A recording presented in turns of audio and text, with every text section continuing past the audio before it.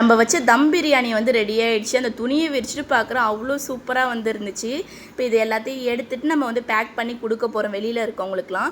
Chicken வந்து எப்படி பார்த்தோம் 15 பேருக்குலாம் சொல்லி கேட்டிருந்தீங்க. இது வந்து 1 கிலோவுக்கு மேலே தான் வந்து கறி நான் போட்டிருக்கேன். ஒருத்தவங்களுக்கு ஒரு பீஸ் பார்த்தாலே 15 பேருக்கு வந்து கரெக்டாக தான் இருக்கும். உப்பு காரெல்லாம் எல்லாமே வந்து கரெக்டாக இருந்துச்சுங்க.